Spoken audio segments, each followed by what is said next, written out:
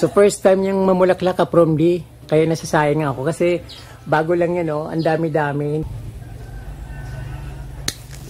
Ayun, ma-replant ko rin ito. Tapos ng bagyo ilipat ko dito yung mga bromeliads ko na andun sa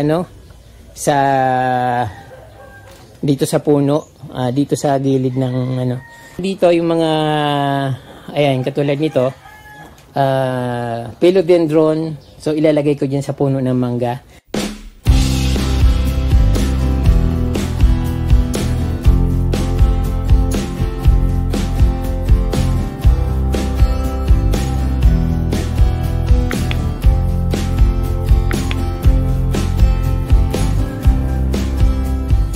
Good morning mga ka-From-D. May paparating na malakas na bagyo kaya kailangan kong i-fix yung mga halaman ko dito. At syempre nasasayang ako dito sa aking garlic vine kasi kakalabas lang ng kanyang bulaklak at napakadami. So isang hami-hami wave lang ng bagyo na malakas, tanggal lahat yung mga bulaklak na yan. So first time yung mamulaklak ka-From-D, kaya nasasayang ako kasi bago lang yan, oh, ang dami-dami, hindi pa umuusbong, hindi pa nakakalabas. Pero ayan na, may paparating na bagyo. Tapos gumagapag na rin yung ko dito, yellow bell. Kailangan ko siyang itali para just in case na talagang lumakas yung bagyo na darating, malakas yung bagyo na darating, ay at least kahit papano masisave siya. Hindi naman siguro matutumba itong arko na ito. Ayan.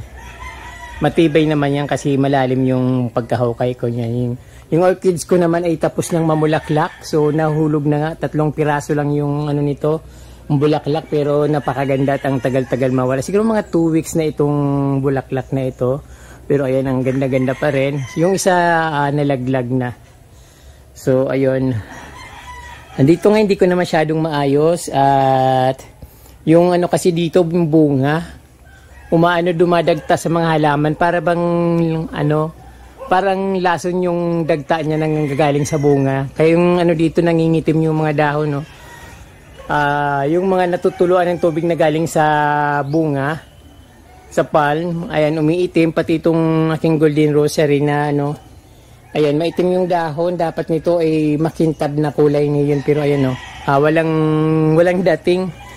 Yung mga ko dito, croutons ay ayun, di rin gumaganda dahil dyan sa bunga na yan. Pero ayan ka-From-D, ipipix ko yung ibang halaman dito, magtitrim ako ng mga croutons dahil yun nga magbabagyo at matagal ko na itong balak itrim kasi nga yun, yung favorite crouton ko dito ay pataas lang ng pataas. Tapos yung sanga niya ay iilan lang, 3 piraso. So pag nagsanga siya, siguro mga madagdagan man lang siya, at least tagdadalawang branch yung bawat putulin ko, di okay na. So at least madadagdagan yung sanga niya. So habang tag-ulan, actually mas maganda ito kapag tag-init, lumalabas yung mga niya pag tag-init, mga sanga niya. Din ayun yung, pero dito ka-From-D, ang dami niyang ang dami niyang branch. Pinutol ko na ito dati, yan, at ang ganda-ganda nga ng dating niya. Tapos yung bawat daming sangaw, bawat branch niya may nag-branch din ulit ng mga 5, 4, so ang dami niyang branch. So tapos biglang babagyuhin, talagang mapuputol mga yan kasi bagong-bagong tubo lang, sayang. Pero ayun, yung iba niyan mapuputol. Ito nga bala ko ng putulin ito kasi pataas lang ng pataas, pero siguro sa susunod niyang susunod na generation niya ng pagtubo niya saka ko puputulin. But ang secret naman dito ka-From-D ay kahit hindi na ito kaputulin kasi mababa pa naman siya, tinatanggal lang yung niyan, yung pinaka-tip niya, yung pinaka-talbos para siya ulit mag-branch. So ayan, puputulan ko yung mga talbos niya. Ayan, naputol lang, hindi ko pa pinuputol. Para pag yung susunod niyang tubo, magbabranch na siya. So, dadami siya ng dadami. Ayan. Matataba yung niya ngayon, pero kailangan na ba itong putulan?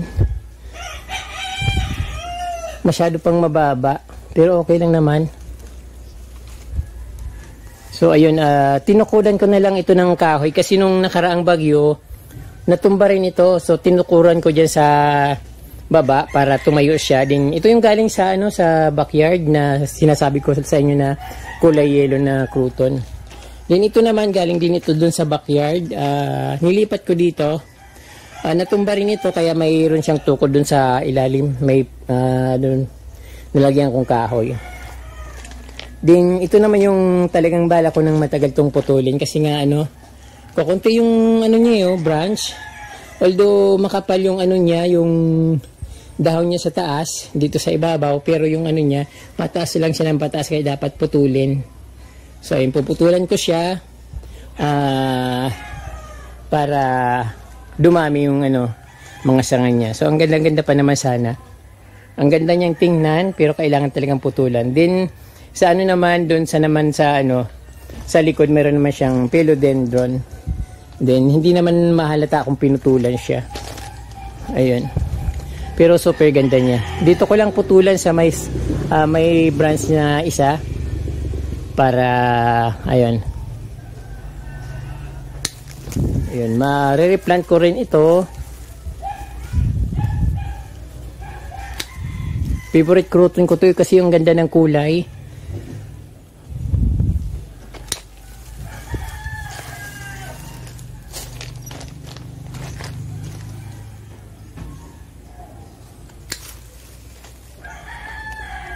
So, siguro dapat ito ganun din. Para pag sanga siya, kahit dalawa, madagdag, so okay na.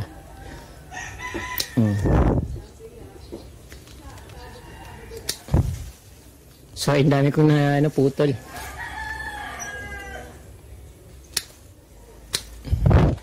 So, ayun, wala na yung kulay orange na pula na yellow dito na crouton.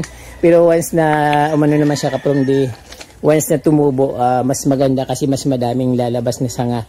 Lalo tag-ulan ngayon, so saganang-sagana siya sa water, so mas marami siyang ipoproduce na branch. Ayun, pinifix ko lang naman kapromdi kasi nga ayun. Tanggalan ko na to kasi mapuputulin mga ito eh. Ayun.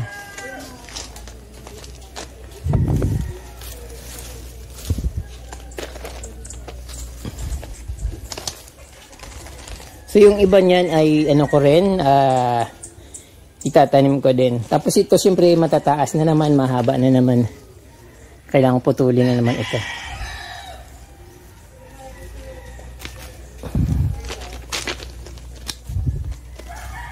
Umaapaw na naman yun.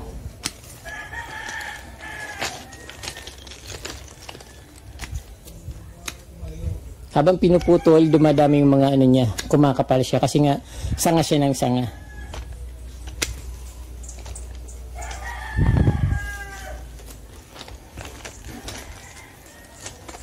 So ayun na, marami pa akong puputulin. Kailangan putulin na habang hindi pa dumarating yung bagyo.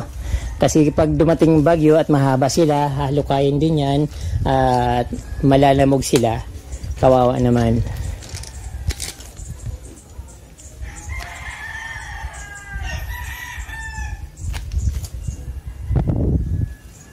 Haba nito.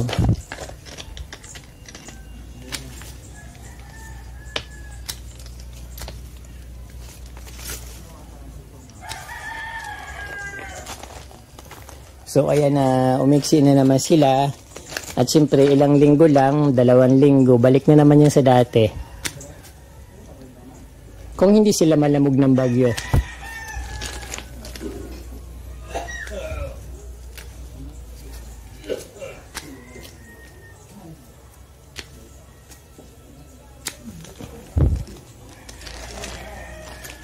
So ayan ang aking dito, garden. At syempre mayroon din pala akong tanim na crouton doon, so hindi na siya lumalaki kasi nasa sapawan siya ng ibang halaman, so ganyan lang palagi siya, maliit na maliit, at saka may puno din diyan. Parang ganito rin yan yung 7 colors. At ayan, ito naman na hindi na natatabunan kasi ng kalatiya, na giant kalatiya itong crouton dito. Dapat maganda na ito kasi nakabuelo na siya. Pinutol ko na siya dati at ayun nga, nagsanga na siya ng madami, pero hindi siya makasanga dahil laging tatouch ng dahon nito at siyempre nasusuffocate siya, walang araw. And madami pang puputulin.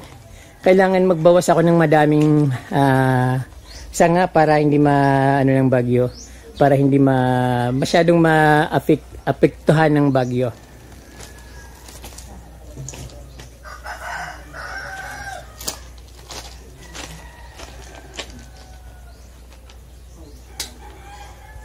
Yung bougainvillea ko ang kapal na pero hindi naman siya namumulaklak.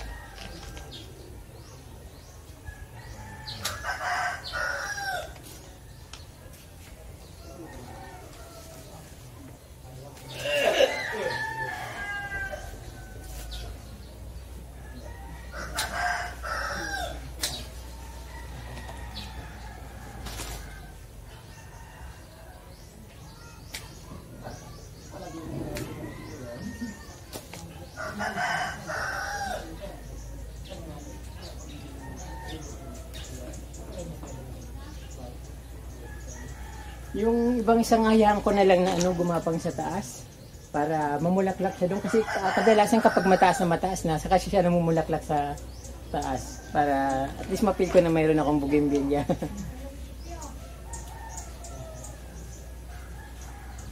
So, sagabal itong sanga pabigat.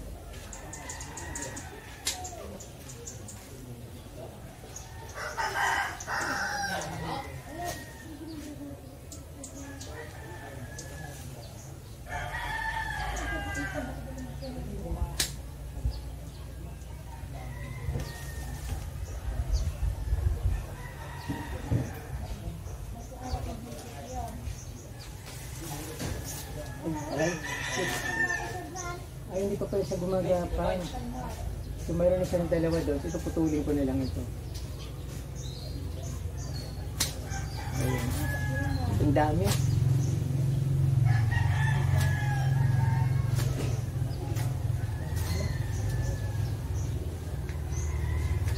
Wild ferns na tumutubo dito sa bukid. Yung humahaba at lumalaki.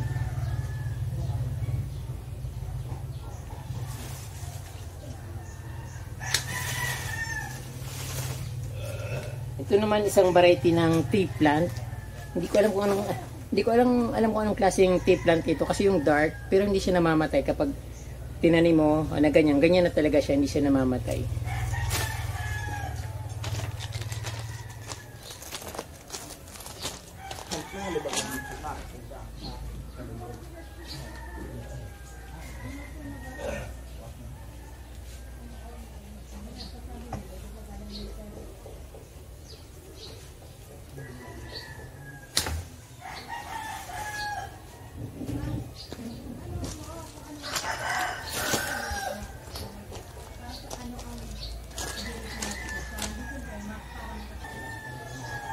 So ay mga kapromdi, marami pa akong puputulin kasi pag malakas kasi yung bagyo dapat unahan mo na siya kasi once na dumating siya at hindi ka nakahanda doon sa mga halaman mo, mas maraming damage. Yung mga sanga na hindi ko pinuputol, yun din ang papatay doon sa mga halaman na nakatanim dyan kasi ano yan, parang iwawasiwas niya yan tapos malalamog yung halaman, so napuputol at siyempre namamatay. So ayun nga from di yung malagong-malago na naman yung aking mga andito. Yung pikara sobrang lago na, tapos yung Persian shield. Dito binawasan ko ng halaman dito kasi na susuffocate din yung iba. Nagtanim ako dyan ng Mexican Fittonia. Ito nga gusto kong putulin itong tea plant na ito kasi hindi niya hindi mapagbigyan itong aking favorite na tea plant na na sasapawan, kaya ganyan hindi lumalaki yung mga tea plant ko diyan. Ang tagal-tagal, tapos ito sobrang bilis lumaki. Dapat putulin ko. At syempre lalaki din siya kaso lang sayang ang ganda na ng kulay nila, lumalabas na yung kulay kasi pag tumataas siya, lumalabas na rin yung kulay niya na yung natural kulay niya na talagang yung hinahanap natin na ayan, katulad niyan, maganda ng kulay niya. Kaya nasasayang akong putulin. Kaya lang yung isa na maganda rin yung kulay, nasusuffocate siya. At least ito tumataas siya at sobrang lago nito. Then ayun, nandito rin, butas-butas na yung dahon. Siguro sa kakatulo ng ulan, nabubutas siya. Yung mga kaladyum ko na tinanim dyan pa rin sila. Pero ang lalim ng ano niyan, lupa. Hindi ko sila makuha. Pag kinuha ko, natutuso ko yung mga bulb niya. Kaya nasasayang din.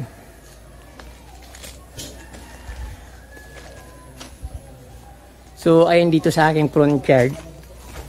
Nasasayang talaga ako nito kasi first time kong magkapabulaklak ng halaman dito sa maliban dun sa dati kong mga marigold at cosmos dito sa front yard nung dati yung kubo yung bahay ko. Ngayon na lang ulit ako nakapagpabulaklak ng halaman na although matanda na itong garlic vine. Nasa paso lang kasi kaya hindi tumataba. Di ngayon nilipat ko na sa direct soil. Ay namulaklak na siya at dumamay ng sanga. Then syempre yung Mexican Petunia dito sa sa ground. Ayun, marami rin siyang bulaklak. At ang taas na, hinayaan ko na nga lang siya na hindi ko na siya pinutol. Pero dapat kasi yung Mexican Petunia pinuputol para dumami ng dumami yung niya branch. Pag maraming branch, mas maraming lalabas na bulaklak na sabay-sabay, mas magandang tingnan. So ayan, ayan ang mga naputol ko. Yung iba itatapon ko rin kasi wala na rin naman akong pagtataniman. Itutuso ko lang yung pag meron akong paso na available, maghanap akong paso na available, din itutuso ko lang para ayon kung tumubo, di okay. Yung iba naman ituso ko na rin dun sa pinanggalingan niya. Ayun, so dahil masyadong maulan, hindi na masyadong tumatagal ng lumago yung halaman kasi nalulunod sila sa tubig. But sa ibang halaman, fever siya. Katulad nito, yung tea plant. Hindi ko alam kung anong klaseng variety ng tea plant na ito. Pero mas fever sa kanya pag maulan. Mas madali siyang lumago compare sa summer season. Tapos parang siya. Pag summer season, medyo madalang magtalbos pero hindi naman siya namamatay, ganyan lang. At magandang tingnan dito sa front yard kasi very siya, kaya hindi ko siya tinatanggal yan. Very tropical at parang pang paradise talaga yung dating niya. So ito naman, inantay ko na lang magbulaklak yung aking yellow bell at itatali ko yan mamaya para hindi maapektuhan ng bagyo. So diyan ka from sa taas, meron akong ilalagay dyan. Pinapagro ko pa lang yung yung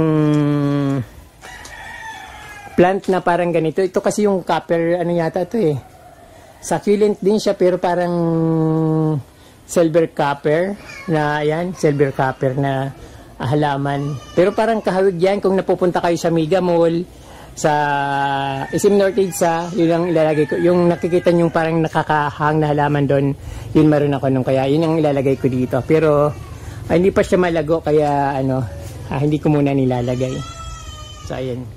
Siyempre naman dito ka from wala naman na bago dito sa aking mga bromeliads. Ang gusto ko lang dito kasi very maputi yung yung accent niya, parang Boracay yung accent. Tapos maliwalas. Para bang anong tawag doon? Parang nasa disyerto, maaliwalas at malinis tingnan. Malinis talaga dito ka from So ayan, masayang tingnan, magandang tingnan pag nandito. Lalo pag ganitong oras, malilim, wala pang araw, mga magna 9. Ayan. So superb, ang ganda dito.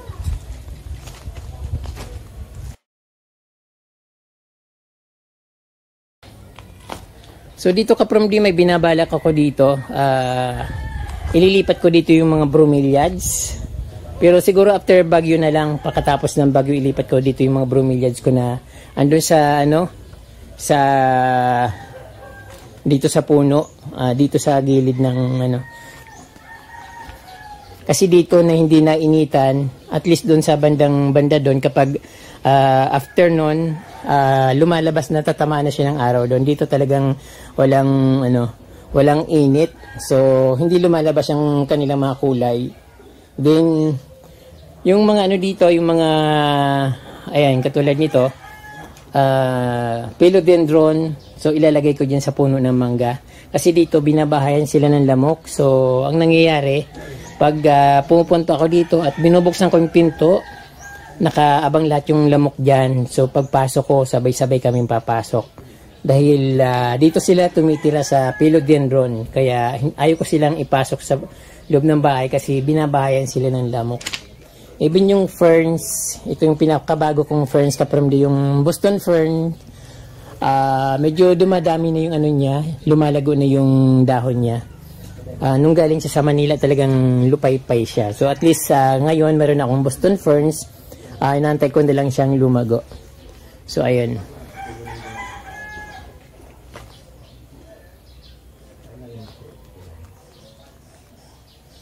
Bali itong mga ano na to, yung mga bromeliads na ito, so ilalagay ko na yun dito sa bandang harap. Ayan, para pagpasok, sa bromeliads kaagad yung makikita. So ipon-ipunin ko siya dito. At ayan pa, punuin ko ng bromeliads dyan. Lahat sila iligay ko dito.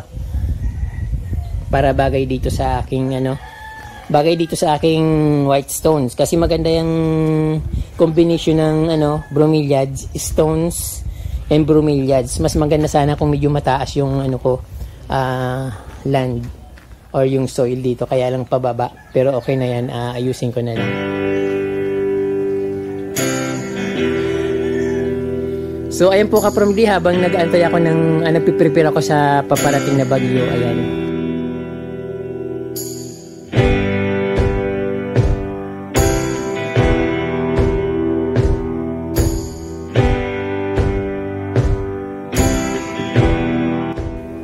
So ayan, maraming salamat kapramdi sa inyong panonood.